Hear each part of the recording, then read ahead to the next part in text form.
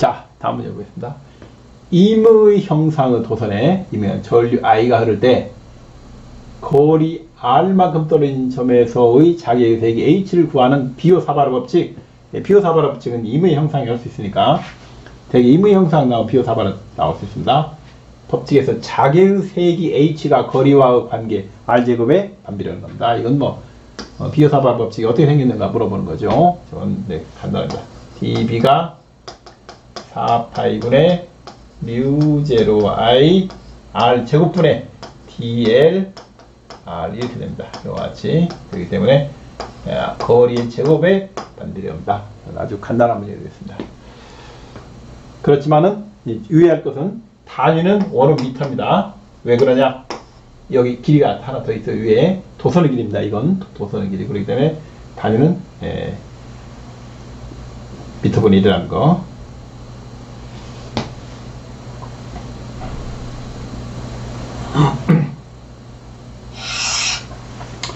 반지름 R인 반원형 전류 I에 의한 반원의 중심에서 자기의 색이다. 만약에 반원이 아니면 어떻게 돼요? 전체 원이면은 360도 전체 원이면 얼마입니까? 2R분의 I예요. 파이가 들어가면 안 됩니다. 왜 들어가면 안 됩니까? 전류가 이렇게 회전하면 자기는 직선이에요. 들어가는 방향이네.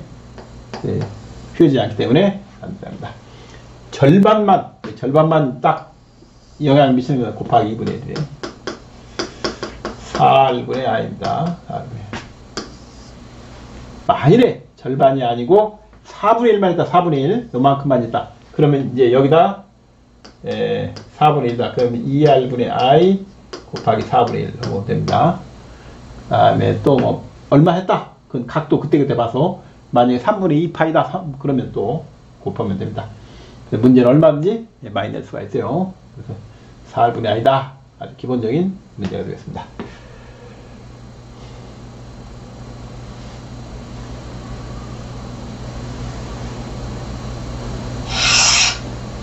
자, 이제 설명 문제가 나왔네. 속도 V의 전자가 평등 자견의 수직으로 들어가면 원운동 한다는 거예요. 이 전자에 대한 설명 옳은 것은 어떻게 됩니까? 반경이 MV에 비례하고 직선으로 가는 거고, 요것은 QB 휘게 오는 거 반비례요. 우리 압니다. 구면 위에서 회전하고 구의 반지름은 자기의 색이 비례한다. 구면 위에서 아닙니다. 그 구면이 아니고 평면상에서 회전하는 겁니다. 원통상에서 이걸 달랐어요. 그 다음에 자기의 색에 비례한다. 여기 틀렸네. 반비례입니다. 아닙니다.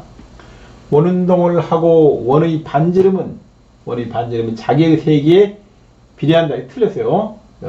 반비례죠. 반비례입니다. 원운동을 하고 원의 반지름 자기의 반비례한다. 이게 맞네. 맞았습니다. 원운동을 하고 원의 반지름은 전자의 처음 속도 제곱에 비례한다. 속도 제곱은 없습니다. 그냥 속도에 비례하는 거예요. 제곱이 아닙니다. 틀렸어요. 이것만 알고 있으면 우리가 바로 알 수 있습니다. 그 내용이 뭔지 알면은 금방 풀 수 있는 문제입니다.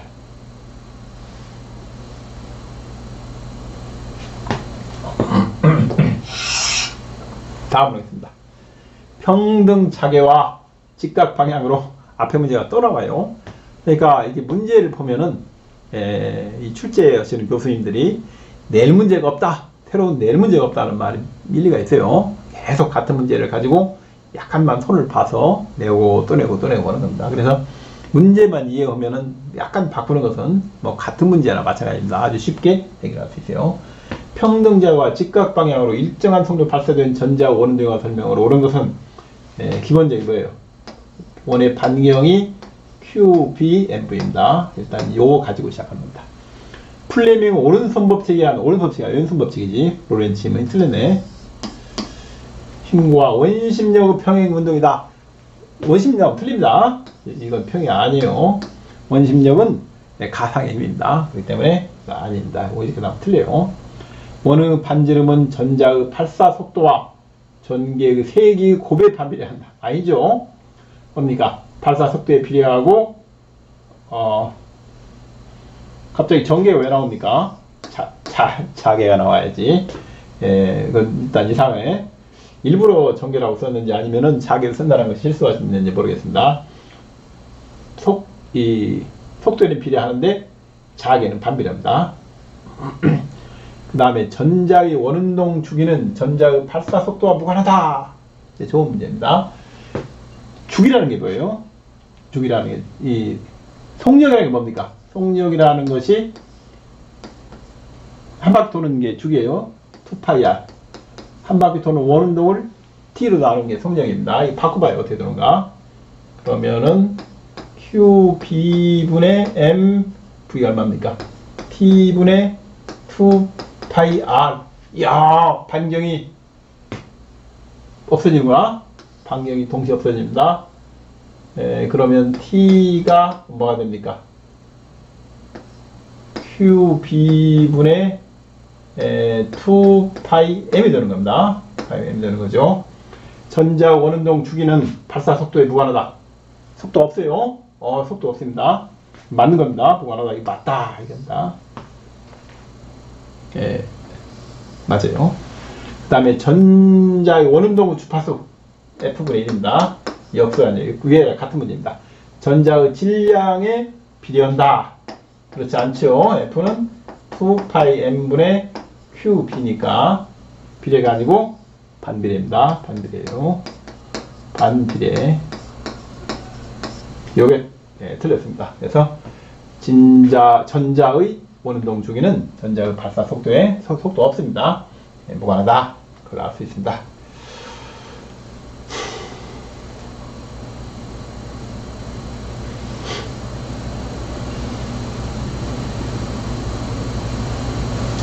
자, 제가 이 구심력과 원심력에 대한 오류인데 어떤 그 책에 이 문제에 대한 해설을 해놨어요. 그 해설을 한번 같이 보기로 하겠습니다. 로렌츠의 힘, 전하 Q, 질량 M인 물체를 자속 밀도 방향과 수직으로 입사하면 물체는 원운동에 의한 원심력이 아닙니다. 그런 거 없어요. 그러냐, 로렌츠면 구평형을 이루어. 그런 뜻이 아닙니다. 어떤 물체가 원운동을 하려면 밖에서 안으로 밀어주는 구심력이 있어야 돼요. 원심력은 존재하지 않습니다. 이 설명이 틀렸어요. 다시 보겠습니다.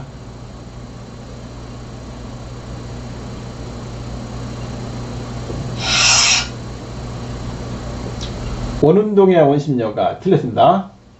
틀렸어요. 이거 없애야 됩니다. 이거 설명 달렸습니다. 로렌츠의 힘에 한 구심력이 필요하다. 원운동을 한 구심력이 필요하다. 평균 원운동 이거 틀렸어요. 이건 잘못된 겁니다. 여러분 이렇게 설명하면 안 됩니다. 이게 잘못된 설명이에요. 무슨 원심력과 잘못된 거예요. 구심력이 필요한데 틀렸습니다. 원심력이 아니에요. 이게 바로 구심가속도입니다. 구심력이에요. 구심력이 필요한 거예요. 반드시 구심력이 필요한데 이게 뭐냐 이거죠. 자기력이 구심력이 되는 거예요. 이게 즉 mr분의 b 제곱이 존재해야 되는데 이게 qvb인 겁니다. 그래서 도는 거예요. 이렇게 이와 같이 된다. 이제 이렇게 설명 안 됩니다. 이건 이제 잘못된 설명인데 여러분이 어디 가서 답변할 때 이렇게 답변하면 안 된다. 그 말씀을 드리고 싶어요. 중앙으로 향하는 힘이 필요한데 그게 구심력인데 구심력이 바로 자기력입니다. 그리고 구심력의 형태는 이렇게 된다. mr분의 b 스퀘어. 이게 구심가속도입니다. 원심가속도 아니에요. 이게 구심가속도예요. 구심가속도입니다. 그래서 이렇게 설명하면 안 됩니다. 책인데 이제 학생들에게 잘못 설명을 하고 있어요. 그래서 제가 정정하고자 이걸 갖다 놨습니다.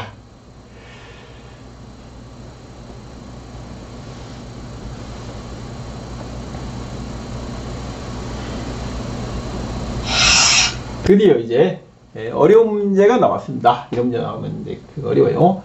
한 변의 길이가 L인 정사경 도체 전류 I가 흐른다. 중심점 P에서 자기는 얼마인가? 앞에 계산한 거네. 뭘 알면 된다고 했어요? 요 길이만 알면 됩니다. 이 수직 L이니까 이건 2분의 L입니다. 그래서 저기 어떻게 된다고 했죠? H가 2H분의 I 2분의 사인 세타 1 플러스 사인 세타 2라고 했어요. 이게 세타 1입니다. 이게 세타 2예요. 둘 다 45도죠. 같은 경우는 2h분의 i 사인 세타예요. 이게 조선 하나입니다. 전체는 얼마? 전체는 하나, 둘, 셋, 네 개니까 n각형 4 곱해야 되는 거예요. 4. 이렇게 풀면 됩니다. 세타가 얼마입니까? 45도죠. 그러면은 h분의 2i 루트 2분의 1. h가 얼마입니까? h가 2분의 1이네. 여기다 넣겠습니다. 2분의 1L이에요. 그러면은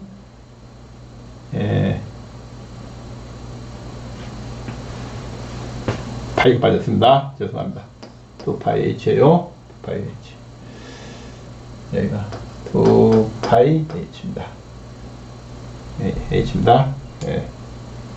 파이가 빠졌어요. 그래서 파이 L분의 i가 빠져나오면은 어떻게 됩니까? 루트 2분의 4가 되는 거예요. 루트 2분의 4. 이 루트 2분의 4가 얼마입니까? 2분의 루트이니까 이것이 2 루트 2가 된다. 그렇죠? 그래서 이게 답입니다. 일단 저런 모양상 루트 3은 나올 수가 없어요. 이런 건 빼고 우리가 시작합니다. 그 다음에 무한도선꼴이 어때요? 무한도선꼴이 2파이 L분의 i꼴이에요. 그러니까 L분의 i꼴이기 때문에 Li로 되어 있는 것은 다 오답입니다. 그래, 다 오답이에요. 그러니까 이 문제를 내신 분은 요거 몰라도 그것만 가지고도 답을 찾을 수 있도록 친절하게 문제를 출제하셨습니다. 그래서 우리가 알 수 있다. 이거죠. 삼각형이 얼마 있습니까? 정삼각형이 앞에가 4.5였어요. 그 다음에 정사각형은 2 루트 2였고, 정육각형은 루트 3였어요. 그 다음에 무한대가 얼마였죠? 무한대가 2분의 파이 1.57 했습니다. 그러면 정팔각형, 정십이각형, 정이십각형은 전부 다 요 가운데인데 전부 어디에 접근한다고 했어요? 원에 접근합니다. 1.57보다 약간 큰 숫자들이 나오면 그게 맞은 겁니다. 그래서 요와 같이 우리가 알고 있어야 됩니다. 시험장에서 들어가서 이걸 계산하면 안 될 거라고 봐요. 이걸 보고 답안 이거 딱 빼버리면 하나가 남는 거죠. 45도면 루트가 나오게 되어 있습니다. 저것은 어렵지 않습니다.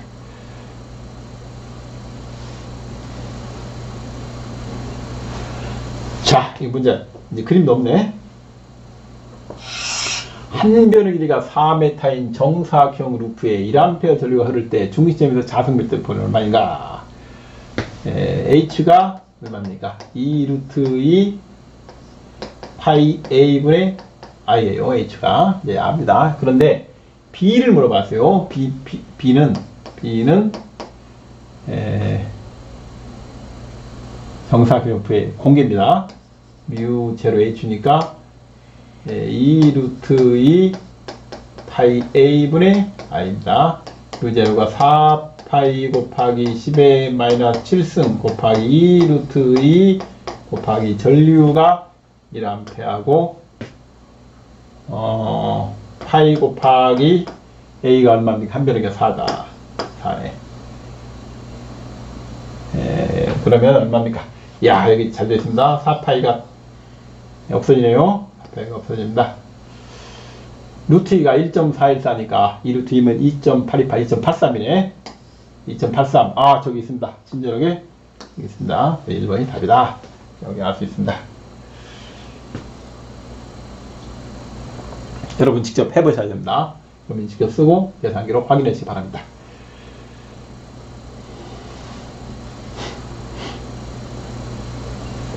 자, 이건 또 뭡니까? 반지름이 A인 원형도선 두 개의 루프가 G축상의 그림과 같이 놓인 경우 I의 암페어 전류를 때 원형전류 중심 축상에서 자개는 얼마인가? 가운데 값은 하나 있을 때 원형도선 하나 있을 때 했어요. 전류가 휘어지면 자개로 쓰면 자개는 반드시 갑니다. 그래서 파이가 나오면 안 됩니다. 파이가 없네. 맞아요. 자, 전류가 이렇게 회전하기 때문에 이쪽 방향입니다. 여기도 이렇게 회전이 이쪽 방향이에요. 그래서 두 개가 합해지니까 하나 값의 2배가 됩니다. 그리고 자개의 방향은 G방향이에요. 자개는 G방향이다. 이건 G방향이죠. 맞는 겁니다. 이건 G방향. 이건 회전방향입니다. 회전방향은 파이가 있어야 돼요. 벌써 그림 안 봐도 이건 모순이라는 걸 알 수 있습니다. 이것 때문에 두 개는 답이 아니에요. 딱 빼는 겁니다. 딱 빼고 두 개를 보는데 중심점에서 이 중심점의 값이 얼마였어요? 중심점의 값이 2a분의 i였어요. 근데 요게 몇 개 있는 겁니까? 위아래 두 개니까 결국 이제 2가 없어지는 거예요. 그 극한을 보내면은 바로 요거라는 걸 알 수 있습니다. 물론 이제 요 값 곱하기 2니까 이 값 곱하기 2니까 이지만 다 잊어버려도 그걸로 알 수 있어요. 그래 이게 답이구나. 이게 찾는 겁니다. 복잡한 식이 외울 필요 없다. 전기차기학은 각적이면 암기를 줄여야 됩니다. 그리고 읽다 보면은 아주 기본적인 것은 암기가 돼요. 복잡한 거 할 필요 없다. 지가 영어로 보낼 때 바로 확인해보면 우리 간단히 할 수 있다. 이렇습니다.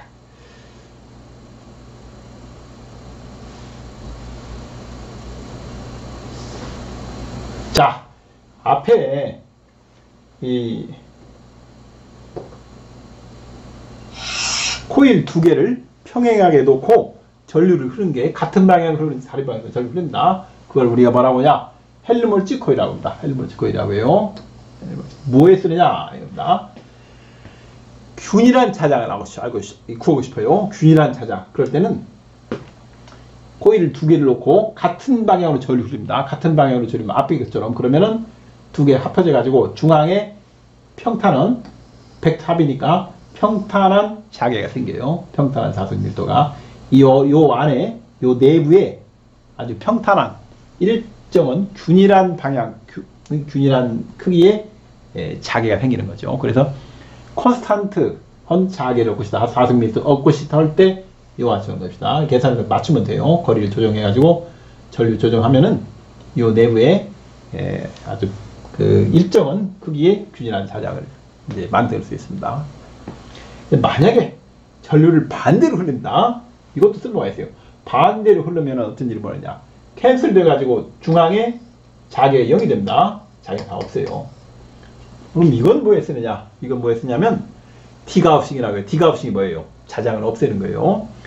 무슨 마그네틱 그 바나 거기에 기록되어 있는 기록장치 여기다 넣고 반대편으로 전류를 딱 가해버리면 자석이 사라집니다. 디가우싱이 자석 없애는 거죠. 또 뭐 하냐면 이거 크게 만들고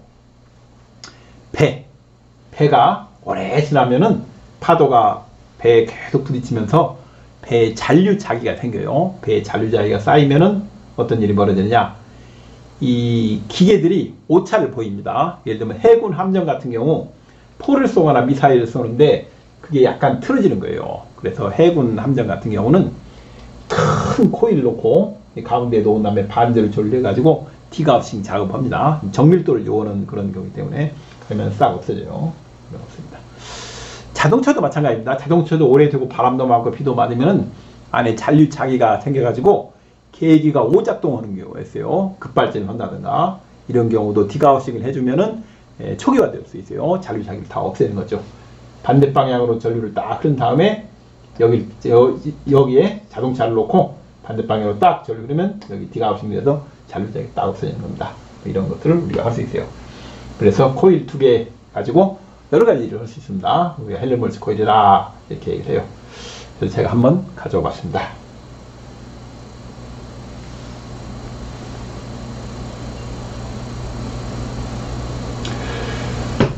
자, 여러분 어떻습니까? 중간에 자개에 관한 문제를 좀 풀었는데 어렵습니까? 처음 볼 때는 어려운데 여러분 보면은 익숙해져요. 암기할 게 많은가? 어떻습니까? 암기할 게 많습니까? 처음에는 암기할 게 많은 게 드는데 공부를 하면 할수록 암기할 것이 사라져요. 그런 특징이 있습니다. 그러니까 공부를 처음에 시작해서 점점 함에 따라 암기할 것이 많아지다가 어느 단계를 넘어서면은 다시 암기할 것이 줄어들어요. 그래서 암기할 것이 거의 없을 때 그때 시험장에 들어가면 반드시 좋은 결과를 얻게 됩니다. 그래서 공부하는 것은 암기를 나중에 줄이는 과정으로 갑니다.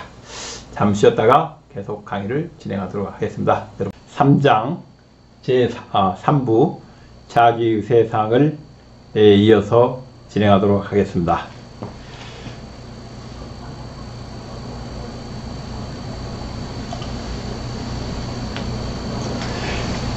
이번 시간에 다룰 분야는 제3부 중에서 네 번째 자성체와 자화에 관한 내용입니다.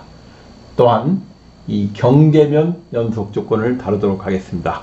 경계면에서는 연속조건이란 이 자기 투자율이 다른 두 매질이 연결되어 있을 때 그 경계면을 지나는 자계와 자속 밀도는 어떤 관계가 있느냐, 이런 내용입니다.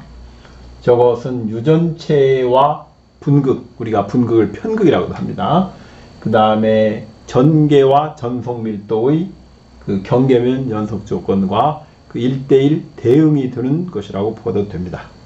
자, 어떤 내용이 있는지 전계와 자계가 저때 어떻게 다른지를 비교해 보도록 하겠습니다.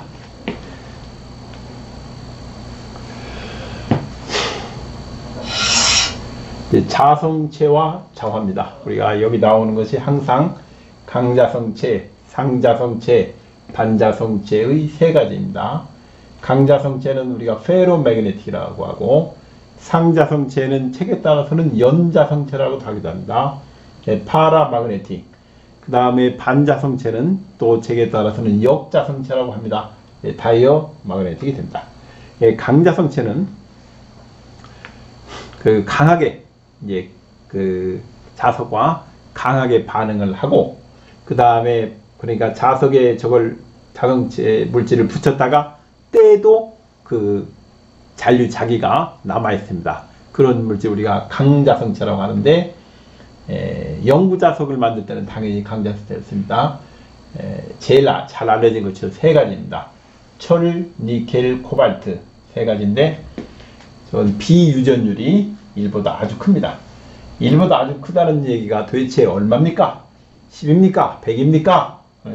1보다 아주 크다는 말은 대략 1000입니다. 1000보다, 그러니까 저 뮤R이 1000보다 큰 거예요. 1000보다. 대략 그 정도의 범위에 들어갑니다. 이걸 외울 때는 철이 한자, 니켈이 두자, 코발트 세자니까 철, 니켈, 코발트 순서로 보통 외웁니다. 그렇게 가르칩니다. 그리고 이제 사지선다형 문제에서는 대개 어떻게 나오냐면 요 세 개에다가 다음에 강자성체 물질이 아닌 걸 골라라 이렇게 하고, 요 세 개에다가 상자성체나 이 반자성체를 하나 집어넣어요. 상자성체는 백금 알루미늄, 다음에 반자성체는 납, 아이언, 은구리, 이걸 하나 집어넣어 가지고 보통 문제를 구성합니다. 이제 상자성체는 아주 약하게 반응한 거예요. 그러니까 자석에 붙는 것도 약하고 떼도 자성이 오래 남아있지 않습니다. 자성이 곧 사라지는 이런 물질을 우리가 파라마그네티즘, 파라마그네틱 상자성체 또는 연자성체로 합니다. 이런 것은 뮤R 값이 비투자율이 1보다 큰데 아주 크진 않습니다. 이보다는 작아요. 1, 2, 3, 10, 100 정도까지가 우리가 상자성체라고 보겠습니다. 그 다음에 반자성체는 자석에 안 붙어요. 그러니까 자석에 붙으려고 하면 반대 방향으로 이쪽에 이제 자기가 유도되는 겁니다. 그래서 안 붙어요. 그런 것을 우리가 반자성체라고 합니다. 납, 아이언, 은, 구리 이런 것들이 됩니다. 근데 시험에 상자성체나 반자성체를 물어보는 경우는 거의 없습니다. 제가 본 일이 없는 것 같아요. 시험에는 항상 강자성체입니다. 강자성체예요. 핵심은 요겁니다. 철, 니켈, 코발트. 한 글자 된 거 철, 두 글자가 니켈, 세 글자 코발트. 이것이 이제 시험에는 자주 출제가 됩니다. 그래서 실제로 이걸 밑에는 외울 필요 없습니다. 백금, 알루미늄이 상자성체고, 납아이언, 은, 구리가 반자성체다. 이건 저희가 외울 필요 없어요. 강자성체 세 개만 알면 됩니다. 철, 니켈, 코발트예요. 그 다음에 비자성체라는 게 있습니다. 비자성체는 논매그네틱인데, 이런 것은 아예 자력이 반응을 않는 거예요. 그대로, 그러니까 자계를 가하면 그냥 통과해 버리는 거죠. 그 B가 같습니다. 거의 이 공기 중에서 진공 중에서 값입니다. 그러면은 비유전율이 거의 1이에요. 자기에 무반응 거는 거, 진공, 공기, 물, 플라스틱, 나무, 종이, 비철금속 이런 것들입니다. 그럼 아니 물질이야지 진공이 무슨 물질입니까? 진공은 물질이 아니지 않습니까? 뭔 그런 여기에 그 비자성체 물질이 들어갑니까? 이렇게 생각할 수 있습니다. 그런데 진공은 보기에 따라서는 물질일 수도 있어요. 아니 아무것도 없는데 무슨 물질입니까? 진공에다가 빛을 쪼입니다. 빛을 쪼이면은 진공에서 양전자와 음전자가 계속 만들어져요. 한쪽은 일렉트론, 한쪽은 포지트론이라고 하죠. 음전자는 일렉트론, 양전 포지트론인데 아무것도 없는 빈 공간에 빛을 쪼이면은 계속 입자들이 만들어집니다. 또 양전자와 음전자 서로 반입자 이 두 개를 충돌을 시키면 빛을 내고 진공으로 들어가 버려요. 그러니까 진공을 어떻게 해석하느냐의 차이인데 진공은 텅 빈 것으로 볼 수 있는 동시에 가득 찬 것이라고 볼 수 있어요. 진공은 아주 가득 차 있다. 그러니까 물리적으로 텅 비었다는 것과 가득 찬 것은 서로 잘 구분이 안 되는 겁니다. 비슷한 거예요. 그래서 진공도 보기에 따른 물질이라고 할 수 있다. 이런 겁니다. 그 다음에 물이 있는데 물은 쌍극자, 대표쌍극자라서 전기와는 강력하게 반응합니다. 전기장과. 그러나 자기장은 그냥 통과해요. 그렇기 때문에 잠수함에서 수중에서 공중으로 전파를 이용한 전기를 이용한 통신을 못합니다. 그러나 자기는 물을 뚫고 잠수함으로 그대로 들어와요. 그런 특징이 있습니다. 그래서 반자성체 또 역자성체라고 하는데 이곳은 상대 투자율이 비투자율이 1보다 작습니다. 1보다 작다. 그죠? 뮤알이 1보다 아주 크면은 강자성체, 1보다 약간 크면은 상자성체, 매우 그렇죠. 이렇게 되는 겁니다. 매우 큰 거 강자성체죠. 1보다 작으면 이제 반자성체입니다.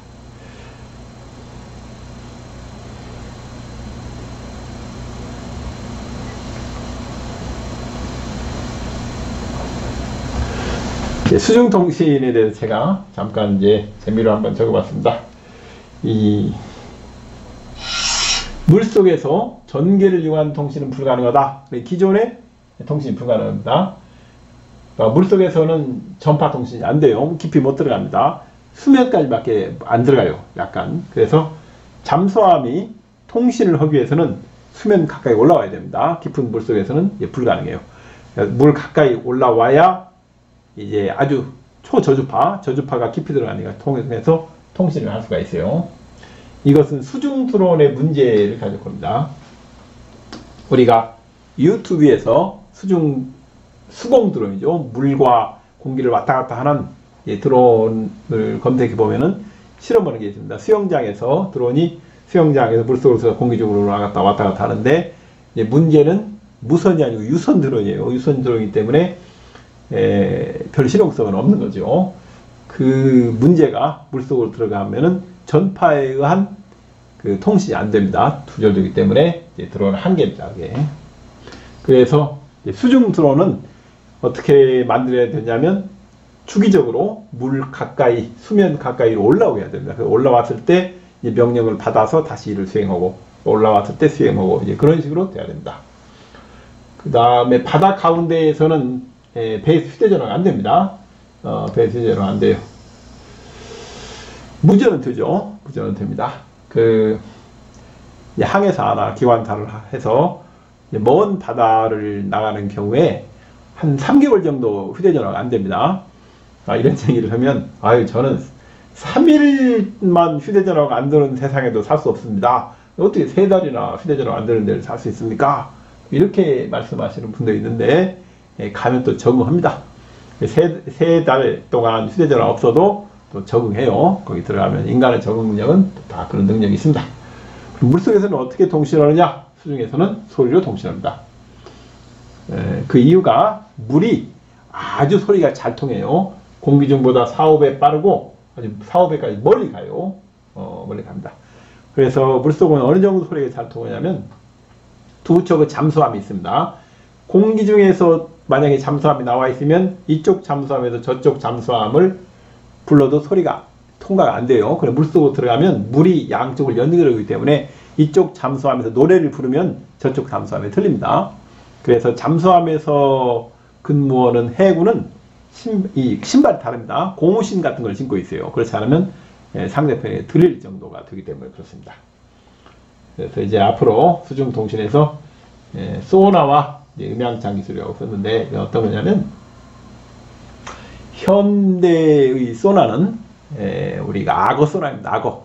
물고기 소나가 있고 악어 소나가 있는데 물고기는 옆줄이 하이드로폰 베일이나 마찬가지입니다. 1차원 소나고 악어는 주둥이에 2차원으로 그 음압을 느낄 수 있는 게 그 앞에 있어요. 그래서 소나와 마찬가지입니다. 현재 기술이 인간의 소나 기술이 악어 수준에 달합니다. 그래서 잠수함이 항해를 하는데 뭐 비행기처럼 자동차처럼 창문을 내다보고 항해를 하는 게 아닙니다. 창문 없어요. 없고 그 잠수함 가운데 소나 룸이 있습니다. 뭐 음탐실이라고 하는데 거기서 모니터를 보고 그 항해를 하는 거예요. 그게 이제 악어 수준이라는 거죠. 음향창 수준은 이제 돌고래 수준인데 음향창 수준이 어떤 거냐면 소리로 영상을 보는 겁니다. 소리를 보내가지고 마치 레이더처럼 소리를 보내서 오는 것을 영상으로 바꿔가지고 이 소나는 안 그렇습니까? 이 소나는 참 달라요. 그래서 그 잠수함에다가 여객기처럼 비행기처럼 창문을 다는 거예요. 잠수함 옆에 창문을 딱 달아가지고 잠수함을 항해하는데 밖을 내다보면서 그러니까 그 깜깜한 밤에 수킬로까지 칼라는 안 되죠. 현재 칼라는 안 됩니다. 흑백으로 볼 수 있는 거예요. 그러면서 이제 항해하는 시대가 올 것이다. 그렇게 보겠습니다. 음향창 기술입니다. 물속에서도 자기장은 외국 없이 전달된다. 물이 그 비유전체이기 때문에 논마그네틱이기 때문에 그렇습니다. 그 비자성체이기 때문에 그래서 언젠가는 물속에서 자기장으로 통신하는 시대가 오지 않겠는가 저는 이렇게 생각을 하고 있습니다.